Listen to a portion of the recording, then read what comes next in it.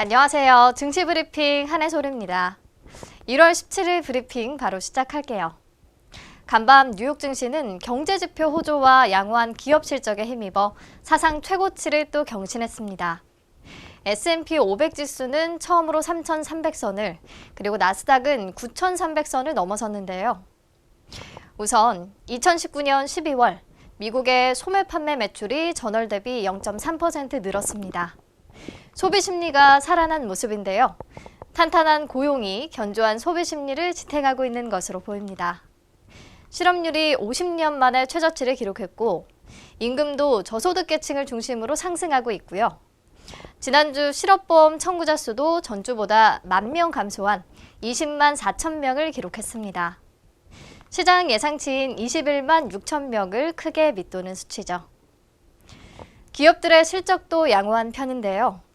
팩트세트에 따르면 S&P 500 기업 중 약 7%가 4분기 실적을 공개한 가운데 이 중 76.5%가 예상보다 나은 순이익을 기록했습니다. S&P 500 기업의 4분기 순이익이 지난해 같은 기간보다 2%가량 줄었을 것으로 예상했었는데 실적 시즌 초반 성적표는 나쁘지 않은 상황입니다. 글로벌 무역 전쟁에 대한 부담도 확 줄었죠. 어제 미국과 중국이 1단계 무역 합의에 서명한 데 이어서 미국 상원이 북미 자유무역 협정을 대체할 미국, 멕시코, 캐나다 협정을 가결했거든요. 트럼프 대통령이 승인하고 또 캐나다 의회가 비준하면 공식 발효됩니다. 자, 이렇게 뉴욕 증시가 거품에 대한 걱정이 나올 정도로 훨훨 날아가고 있는데 한국 증시 어떻게 하면 따라갈 수 있을까요? 우선 미중 1단계 무역 합의가 이뤄졌기 때문에 이 부분이 글로벌 체감 경기를 개선시키는지 수치로 확인이 좀 돼야 할 것 같고요. 다음 주 20일에는 한국 수출 실적이 발표될 예정이거든요. 최근 중국의 수입 증가폭 확대나 또 글로벌 제조업 체감 경기가 양호했던 점을 감안하면 20일간 수출 실적은 소폭 플러스로 전환이 가능할 것으로 보고 있습니다. 특히 지난해 1월 수출 실적이 마이너스 폭이 컸던 만큼 기저효과가 더 크게 나타날 수 있겠습니다. 또 하나 좋은 소식은 유엔이 올해 한국의 경제 성장률을 지난해보다 소폭 반등한 2.3%가 될 것으로 예상했다는 건데요. 실제 이런 지표들이 한국 경제 펀더멘탈의 개선세를 확인시켜 준다면 국내 주식시장도 좀 활기를 띨 수 있지 않을까 생각합니다. 네, 오늘 시장 키워드 좀 빨리 만나보죠. 첫 번째 키워드, 셀리버리, JP모건 헬스케어의 성과. 셀리버리의 주가가 심상치 않습니다. 현재 26%대 장대 양봉을 만들고 있는데요. 그 이유가 뭘까요? 우선 셀리버리는 지난 1월 2일 홈페이지 공지사항을 통해 2020 JP모건 헬스케어 컨퍼런스에 참여하게 됐다고 알린 바 있죠. 그런데 그 컨퍼런스에서 깜짝 놀랄 만한 제안들을 받았다고 발표했네요.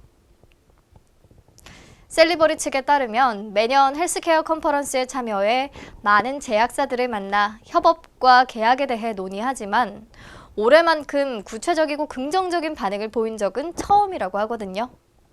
정확히 어떤 논의가 오고 가는지 궁금하시죠? 우선 접촉했다고 이름이 밝혀진 글로벌 제약사는 다케다와 첼로입니다. 다케다 제약은 이름에서 알 수 있듯이 일본의 대형 제약 회사고요. 현재 셀리버리와 함께 운동실조증 치료 신약을 공동 개발하고 있습니다. 특히 운동실조증 신약 후보 물질에 TSDT를 적용하는 연구 개발을 3단계로 나눠서 진행하고 있는데요.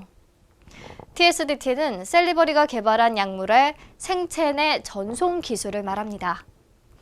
현재 2단계를 마치고 질환 동물 모델을 대상으로 약물 효능을 평가하는 3단계를 진행 중이라고 하고요. 이 3단계 결과가 운동실조증 후보물질과 TSDT의 기술 수출, 지분 투자를 좌우하는 잣대가 될 것으로 보입니다. 그리고 칠로제약. 이 칠로제약은 중국의 대형 제약사고요.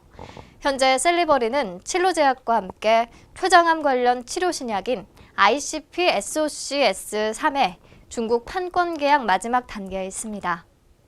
칠로제약에서 영장류 안전성 평가 보고서를 검토하고 있는 상황이고요. 이번 컨퍼런스에서 진행 상황과 계약 내용을 조율했다고 전해집니다. 이 밖에도 아직 이름을 밝힐 수 없는 다수의 글로벌 제약사들과 계약을 전제로 한 의견 일치를 이끌어냈다고 하는데요.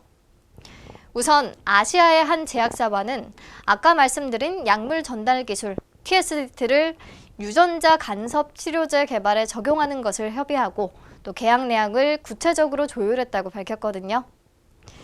유전자 간섭 치료제는 질병을 일으키는 유전자의 발현이나 단백질의 생성을 억제하는 약물을 말해요.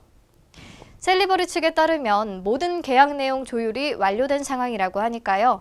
조만간 좋은 소식이 있을 것으로 기대됩니다. 그리고 이번에는 서유럽 기반의 글로벌 제약사고요. TSDT 플랫폼 기술을 여러 약리물질에 적용할 수 있는 권리를 주는 포괄적 연구협력 계약 MCA에 대해 논의했다고 합니다. 대형 계약인 MCA를 체결하기 전에 그 제약사가 보유한 후보 물질에 TSDT를 순차적으로 적용해보자는 제안을 받아서 긍정적으로 검토 중이라고 하네요. 유럽의 한 제약사와는 파킨슨병 치료제 ICP 파킨의 기술 수출을 추진하고 있는데 거의 마무리 단계인 것으로 알려졌고요. 유럽의 제약사가 이사회를 마친 뒤 계약금을 포함한 기술 이전 총액을 셀리버리에 제시할 예정이라고 알려졌습니다. 이렇게 기존 계약 협의가 진행 중인 글로벌 제약사들 외에도 스위스를 기반으로 한 톱3 제약사인 로슈를 포함해서 여러 빅파마들과 새로운 파트너십에 대한 논의를 진행했고요. 이번 컨퍼런스 후에 직접 방문을 통해 구체적이고 실현 가능한 협력을 이끌어내기로 했다고 합니다. 앞으로 더 많은 좋은 소식들 기대해 볼 만할 것 같고요. 그동안 협의해온 많은 회사들과 성공적인 결실을 맺는 2020년이 되기를 바라겠습니다. 네, 다음 키워드 만나볼게요. 두 번째 키워드, 지니틱스, 삼성전자 웨어러블 시장 공략의 강세. 지니틱스는 전 세계 웨어러블 터치 IC 시장 점유율 1위 업체인데요. 삼성전자가 웨어러블 신제품 출시를 앞두고 있는 가운데 지니틱스가 작지 않은 역할을 할 것이라는 기대감이 주가를 끌어올리고 있습니다. 지난해 스마트워치 시장은 애플이 압도했어요. 시장의 절반가량을 애플이 차지했고 2위인 삼성전자는 20%대의 점유율로 뒤쫓고 있는 상황이죠. 그런데 삼성전자가 올해 기능과 디자인을 세분화해 스마트워치 시장을 공략한다는 계획을 세웠고요. 이를 통해 웨어러블 시장에서 애플과의 격차를 줄일 것으로 보입니다. 실제 삼성전자가 웨어러블 시장 선점을 위해 공을 들이고 있다는 것을 알 수 있는 사례들이 있는데요. 우선 얼마 전 라스베거스에서 열린 CES 2020에서 웨어러블 보행 보조 로봇을 입은 사용자가 AR 글라스를 쓰고 가상의 개인 트레이너에게 맞춤형 피트니스를 받는 것을 시연하기도 했고요. 독일의 웨어러블 기업인 프로글러브와 손을 잡기도 했습니다. 프로글러브는 웨어러블 바코드 스캐너 솔루션을 제작하는 회사고요. 공동으로 바코드 스캐너 통합 솔루션 제품을 제작하기도 했습니다. 왜 이렇게 웨어러블 시장 공략을 위해 공을 들이느냐? 글로벌 스마트폰 업체들이 포화 상태에 이르면서 스마트폰의 매출 부진이 나타나고 있는데요. 웨어러블 기기가 이 부분을 메워주는 효자 역할을 톡톡히 하고 있기 때문이죠. 앞으로 웨어러블 시장이 더욱 확대될 수밖에 없을 것으로 보입니다. 지니틱스는 말씀드렸듯이 웨어러블 기기에 들어가는 전용 터치 IC 제품을 공급하고 있어요. 이미 삼성 갤럭시 워치와 화웨이, 샤오미 등의 칩을 공급하고 있죠. 전 세계 스마트워치 시장 탑5 제품 중에 3개 제품에 지니틱스의 칩이 들어갈 정도로 그 기술력을 인정받고 있습니다. 그리고 올해 호경근 전 삼성전자 무선사업 부분 구매팀 상무를 신임 대표로 선임할 예정이라고 하거든요.